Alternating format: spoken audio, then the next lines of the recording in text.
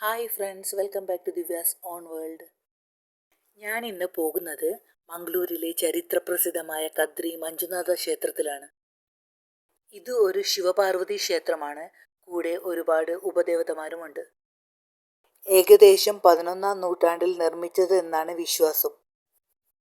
പരശുരാമൻ മഴുവെറിഞ്ഞ് സമുദ്രത്തിൽ നിന്ന് വീണ്ടെടുത്ത ഭൂമി എന്നാണ് അറിയപ്പെടുന്നത്. ചുറ്റമ്പലത്തിൽ ഫസ്റ്റ് നമുക്ക് തൊഴാൻ പറ്റുന്നത് ഗണപതി ഭഗവാനെയാണ്. ഇവിടെ കാലൊക്കെ കഴുകി ശുദ്ധി വരുത്തിയ ശേഷം വേണം അകത്തേക്ക് പോകാൻ. ഗണപതി ഭഗവാനെ തൊഴുത് അർച്ചനകൾ ഇവിടെ ചെയ്ത ശേഷം ദുർഗാ പരമേശ്വരിയാണ് പിന്നീടുള്ളത്. ഗണപതി ഭഗവാന്റെ ക്ഷേത്രം കഴിഞ്ഞ ശേഷം ദേവി ദുർഗാ പരമേശ്വരിയുടെ ക്ഷേത്രമാണ് ഉള്ളത്. ഭക്തർക്ക് എല്ലാ ശനിയാഴ്ചയും ശനിപൂജ ചെയ്യാവുന്നതാണ്.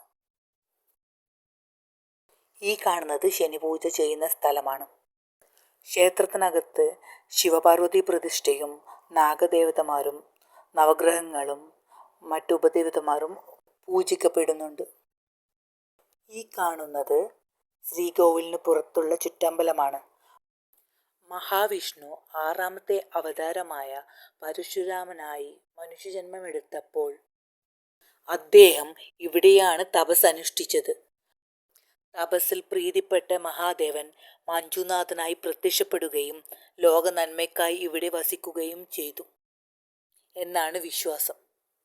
ഈ കാണുന്നതാണ് ക്ഷേത്രത്തിൻ്റെ ശ്രീകോവിലിന് മുൻവശം, തിരുനട. ഉയരത്തിലുള്ള ഒരു ദീപസ്തംഭം കാണാം. പിന്നെ മുകളിലോട്ടായി ഒരുപാട് സ്റ്റെപ്പുകളുള്ള കുഞ്ഞു കുഞ്ഞു ക്ഷേത്രങ്ങളും കാണാം. ക്ഷേത്രത്തിൻ്റെ മുകളിൽ ഉയർന്ന സ്ഥലത്ത് ഒരു പ്രകൃതിദത്തമായ നീരുറവയുണ്ട്. അതിനെ ഗോമുഖ എന്ന് വിളിക്കുന്നു. അവിടെ ഒരു ഗണപതി പ്രതിഷ്ഠയുമുണ്ട്, ഗോമുഖ ഗണപതി. ഇവിടെ നിന്നൊരു പാത്രം എടുത്ത് നമുക്ക് ഈ തീർത്ഥജലം എടുത്ത് മഹാദേവന് അഭിഷേകം ചെയ്യാം. ഈ തീർത്ഥജലമാണ് കാശി ഭാഗീരഥി തീർത്ഥം. പശുവിൻ്റെ വായിലൂടെ വരുന്ന തീർത്ഥജലമായതുകൊണ്ടാണ് ഗോമുഖ എന്ന് പറയുന്നത്. ഈ തീർത്ഥജലം എടുത്ത് മുകളിലേക്ക് കയറുമ്പോൾ ഇവിടെ ഒരു ശിവലിംഗമുണ്ട്. ഭക്തർക്ക് അവരുടെ കൈകൾ കൊണ്ട് മഹാദേവന് തീർത്ഥാഭിഷേകം ചെയ്യാവുന്നതാണ്. ജലധാര. ഗോമുഖ ഗണപതിയെയും തൊഴുത് മഹാദേവന് അഭിഷേകവും കഴിഞ്ഞ് മുകളിലേക്ക് കയറുമ്പോൾ ഒരു നാഗദേവതാ ക്ഷേത്രമുണ്ട്. അത് കഴിഞ്ഞ് ഒരു ഹനുമാൻ ക്ഷേത്രവുമുണ്ട്. ഒരുപാട് സ്റ്റെപ്പുകൾ മുകളിലേക്ക് നടന്ന് കയറാനുണ്ട്. മുകളിലായി ഹനുമാന്റെ വലിയൊരു പ്രതിമ അല്ലെങ്കിൽ ഒരു വിഗ്രഹം കാണാൻ സാധിക്കും. അതിനോട് ചേർന്ന് ഒരു കുഞ്ഞു ഹനുമാൻ ക്ഷേത്രവുമുണ്ട്. തീർത്ഥജലം കൊണ്ട് നമ്പൂതിരി അഭിഷേകം ചെയ്യാൻ വേണ്ടിയാണ് ഈ ക്യൂ നിൽക്കുന്നത്.